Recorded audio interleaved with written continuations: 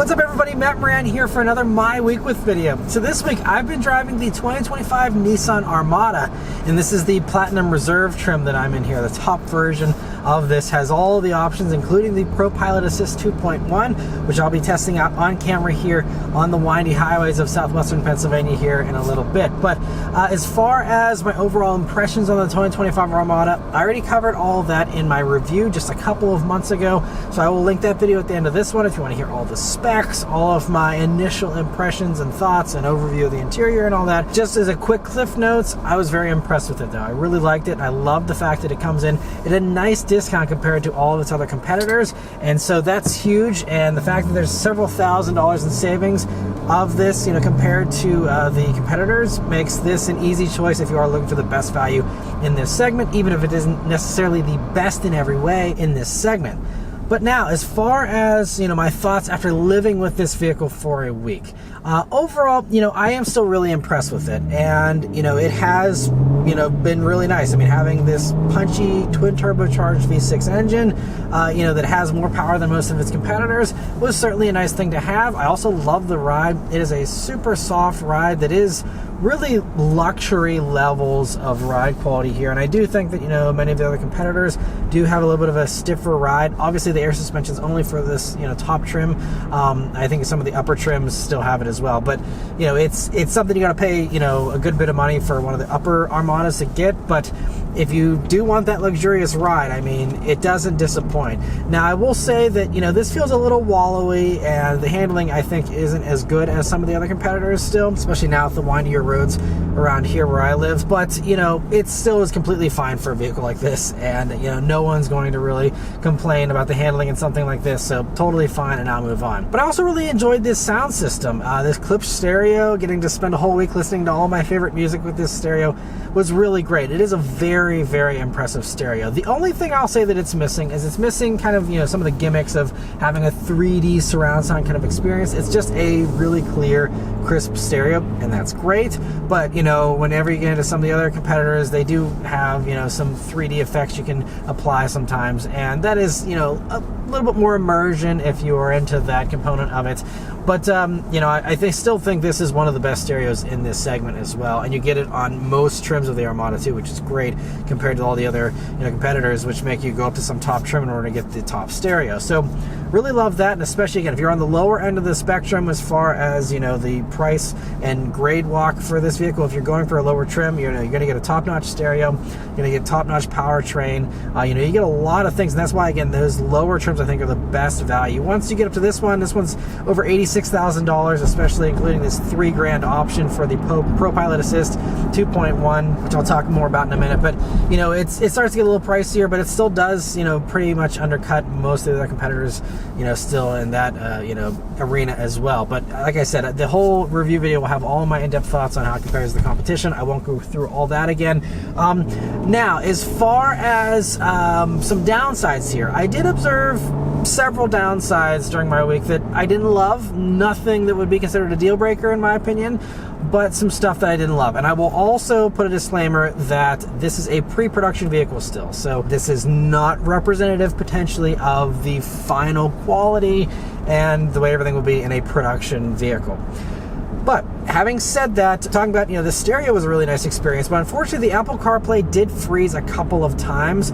One time I was able to just go out of CarPlay and go to the regular Nissan menu and come back in, and it worked. But another time, like, no matter what I did, it was just frozen. It would not cooperate, and you know, I just had to key cycle the vehicle in order to actually, you know, get CarPlay to work again. So you know, there's some of that that I didn't love, you know, that glitchiness. Other strange things, I don't know, I looked through the menus and the settings to try and figure this out, but every time I got into this vehicle, it slid the seat back, and I couldn't find any way to turn off that auto slide, by the way. Most other vehicles let you turn that off. Couldn't find a way to do that, which is kind of annoying to me. But beyond that, whenever it resumed position, it didn't resume it back to my memory setting, and instead resumed back to some random setting every time. I don't know where it, you know, was programmed to do a certain position, but then I had to, every single time I got in this vehicle, I was like too far away from the wheel still, and then I had to hit the button and have it then go up the rest of the way to my proper memory position. Again, maybe there's something I'm doing wrong here, but I could not find a way spending 5 minutes digging through the menus here to find any way to fix that. So that was kind of annoying. Other seat-related complaints are that you can see actually on this seat that, again, this could be a pre-production thing, but you can see that other people wearing jeans and stuff over the course of just 3,500 miles this vehicle's been driven so far, you're already seeing that some of that jean color is coming off onto the side bolsters here on the seats. So I would just say, again, maybe production is better, but beware that, these light colored interiors, Nissan may, end up retaining some of that color from your jeans and stuff. Could just be the kind of jeans someone was wearing or something, I have no clue. But, just be aware that that's something that isn't always a guarantee with other vehicles with light interiors. Some others, the formulation of their leather and stuff repels that a little bit better. But this, just beware of that. Also, the massage in the seat. While I'm very happy we have a massage, that is something that, not everyone in the segment offers, and is certainly a very nice feature. But it's a little overboard. And I found myself, I was like sitting up like this because it was like pushing my back so much. And it's just like too far, and it's a very simple kind of lumbar thing as well. So it's not super advanced, and again, just kind of an awkward massage, to be completely honest. So I actually didn't enjoy that as much as I thought I was going to. Again, maybe there's a little calibration tweak on this one, that maybe a production one would have, a better program for how much that's inflated. I don't know, but just seemed a little odd to me there. Also, the other little quirk here is that the Qi wireless charging pad does not charge consistently. My phone is sitting in there right now, and it's not charging my phone at all. And over the course of this week, I've tried multiple times, and you have to get it just in the right position for it to charge, but it doesn't hold it in that position, and then I end up going around a corner, and then it loses contact again. So the wireless charging pad is borderline worthless in my opinion. Sadly, it's just not done well. They need to have either a wider contact patch or make it grippier to hold in your phone better. But my iPhone 15 Pro with no case on it wasn't able to reliably charge in there this week. But now we have the ProPilot Assist 2.1 system on here activated, which is a hands-free system. It does have the driver monitoring thing, which, by the way, the driver monitoring thing was a little overly aggressive this week too. Like, I would have my eyes on the road still, but I'd just be looking down, and just looking down a little bit. Okay, now it's telling me to keep my hands on the wheel because the HD map is under maintenance. Again, this could also be a pre-production thing, but I experienced this on the first drive as well, where it doesn't do the actual hands-free thing very often or for very long before it eventually says HD map under maintenance and struggles and just isn't reliable with that assistance, unfortunately. But anyway, so I mean, the driver monitoring system all week was, unless I was perfectly having my head up completely, it thought that I didn't have my eyes on the road, even if I still did, and just wasn't very helpful and just kind of annoying. But it is something that's required to safely do the hands-free thing here, obviously, to make sure that you are paying attention to the road. But yeah, now this highway I'm on here in southwestern Pennsylvania, it's now saying I have to keep my hands on the wheel, and it's not doing a good job.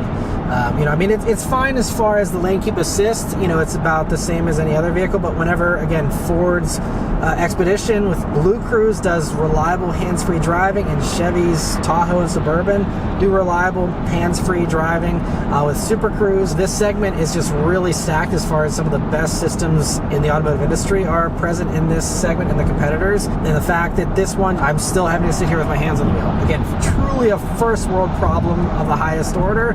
But it's just, you're paying, especially in this one, you're paying $2,900 extra for this feature, and it's worked a total of 10 seconds on my little highway drive right here so far. And again, I tried this on the first drive. I've been driving this vehicle this week as well, and I also had an Infiniti QX80 with this system and did a long highway drive in that, and that again, it was off and on, off and on, off and on.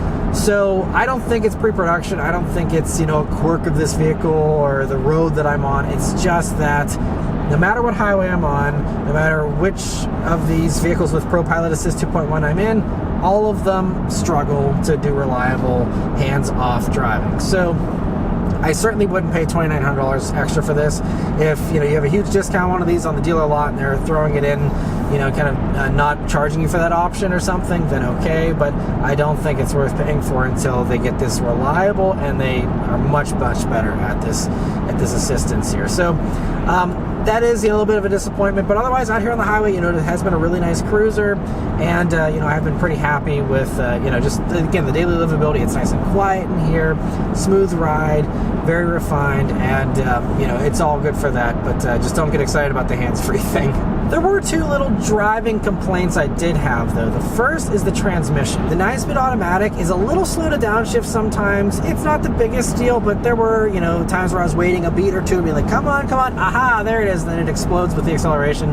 This is a Nissan 9-speed transmission tuning trait that I've kind of noticed. It was less annoying in this than it was in the Nissan Maran that I had recently, but you know, just didn't love that. And also, strangely, this 9-speed is a little slow to sometimes shift into gear, and even backing out of my driveway, which has a little bit of a hill whenever I turn onto the road. I'm reversing, and then I put it into drive, and the one time it actually rolled back a bunch, and like was saying it was in drive, but it just kept rolling back until I came to a complete stop, and then I guess it had completed finally going into drive, actually in drive, and then started going. But like, if you're in a tight parking spot or you're parallel parking in San Francisco or something, you know, that is not acceptable to have this thing be telling you it's in drive. You let your foot off the brake and then you roll backwards a lot. So again, might just be a quirk of this one or a pre-production thing, but you know, I would just be a little weary of that. The other little thing, which is minor, but I think this four-wheel drive system is a little slow to react. By the way, I'm getting off the highway now. That entire time I had to have my hands on the wheel, but it did not try again to do the hands-free thing. But anyway, you know, one other strange thing that I noticed is the four-wheel drive system is a little slow to react, it seems, because there was one time where I was just doing a 90-degree turn, you know, up a hill, and the roads were, I think, just a little bit salty and dry, but they weren't even wet or anything. But I got onto the gas and actually had a little bit of oversteer where the back end kicked out on me, and I was not expecting that. I mean, I caught it just fine. It's not like it was like a, you know, tank slapper or anything. You know, it was, you know, just a little bit of a like, whoa, I wasn't expecting the back end to come around a tiny bit. You know, and obviously you had ESC and stability control and all that stuff kind of rein it in, so it again wasn't crazy, but it's just like, why is this thing struggling to put power down when I have it in the auto setting and it should be intelligently, you know, going over to you know, hook up those front wheels and have them help if you know, we are losing traction in the back that badly. So obviously it would have switched over eventually, but again, it's just not very fast reacting. The last little thing to mention, though, is the fuel economy here that I got this week. So these are rated at 16 mpg in the city, 19 on the highway, and 17 combined. And in my driving here, put 161 miles on it, primarily around town suburban driving, but I did do a little bit of highway driving, including what you just saw there, but also a little bit earlier in the week too. And my average here has been 15.5 mpg. Now, it is the middle of winter time, by the way. You know, we do oftentimes, you know, get lower fuel economy here in the winter, and also just in my driving in general, even in the summer, I often get 1 to 2 mpg less than the city rating. So I'm only a half mpg off of the city rating in the middle of winter. I'm actually pleasantly surprised with that. Again, 15.5 mpg is nothing to be proud of, but you know, it's at least performing according to its estimates, and slightly even has the potential of overperforming, I'd say, considering, you know, the more challenging circumstances, and I'm still, you know, managing almost that city rating there. So I'm, you know, fairly happy with that for, you know, this segment. Again, they all deal about the same fuel economy, and they're all pretty terrible with fuel economy, but, you know, it is just worth noting it is living up to that claim. And so, yeah, overall, you know, still very happy with the Armada. And like I said at the beginning, the bottom line here is that there is a nice savings over all the other competitors. And, you know, I now, after living with it for a week, kind of see that, yes, you get some discounts, but you also have, you know, again, a worse hands-off experience. You know, you have, you know, some things, like I said, with the glitching of the infotainment stuff. Again, some of the stuff could be pre-production, but assuming it isn't, you know, it just seems like there are a few little things where this might be a tiny bit of a worse experience than those competitors, but you're getting a discount. So I think it makes up for that, and is, you know, again, these are minor things I don't think are going to be deal breakers for really anybody, and are things that, you know, I think you can totally live with. Again, having that nice savings, you know, I don't think anyone's going to really complain too much. And if you're shopping for an Armada, or any vehicle for that matter, you're definitely going to want to head over to maranmotoring.com. There you'll be able to get access to dealer invoice pricing, as well as getting connected to a dealer to check one of these out in person for yourself and see what you think about the Armada. So there's going to be a link in the description, as well as a link in a pinned comment as well, to take you straight to that site and get you all that information. And so, you know, again, because they priced it so well, I'm still, you know, very much in support of the Armada. I think it's a great deal, a great value, and, you know, still a very nice vehicle nonetheless. But anyway, that's all of my thoughts here on the Armada. Let me know your thoughts on it in the comments below. Be sure to watch the full in-depth review if you want to hear all my thoughts on it, as well as my thoughts on the QX80 and, you know, how that compares with its nicer versions, as well as, you know, how the competitors compare too. But anyway, thank you all very much for watching. Huge thanks to Nissan for providing me here with this vehicle to review for you guys today. And yeah, I'll see you guys on the next one. Take care.